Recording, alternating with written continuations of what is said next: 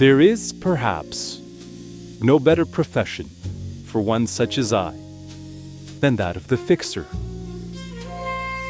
But before embarking upon such a road, you must be ready, physically, mentally, and spiritually.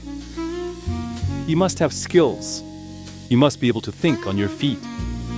You must be able to adapt. But above all, you must be ruthless. You have been hired to solve problems, to make them go away. In other words, you are a problem solver. But not of the book or boardroom variety. Oh no. One of the life variety.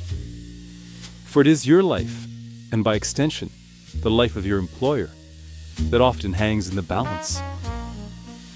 Is such a profession dangerous? Without a doubt. Well compensated? Yes, that too. This is expected, especially if you are good. How do you know you are good? Because you are still alive. Sadly, the same can also be said for your enemies. Too afraid now, but always biding their time, always on the lookout for opportunity, for that one little slip. Then they pounce. So you must keep your edge. All this said, the real reason I do what I do, it is because I bore easily. This is the only thing I've ever found that keeps me entertained. A woman I was with said to me once, "Martin, you are like the sun, and I have no sunglasses." What does a man say to that? The sun's light is ever the same, clouds the only illusion. Once, in a very great while, I am surprised. So it was with Maxime. At first, I thought her no more than a confection, a little candy to be quickly tasted, then abandoned, as had so often happened with the older man's paramours. But Maxime proved herself different, very different.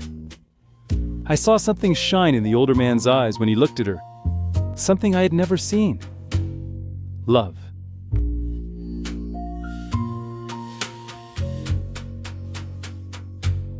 Sadly, Maxine had also chosen to align herself with some rake she had met in the provinces, a pimp of soft words and some bedroom trickery, with an instinct for the jugular.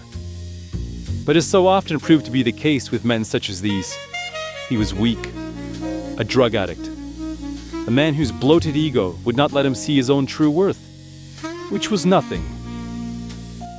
When I got the call, a small part of me warned that she might back down, that she might not have the steel to see it through.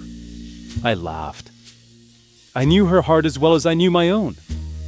What surprised me was the perfect justice she had decided upon. It was, shall we say, one of the most entertaining nights I have ever experienced. Did I ever have any designs on her? I admit that I did not. While I could appreciate her extraordinary beauty, her sheer incandescent presence, it was as nothing compared to something I had once experienced, something there was no coming back from.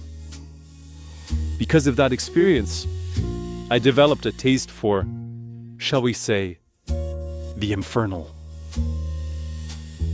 My name is Martin, and my story begins in Mouth of the Muse, now available at swindaniels.com.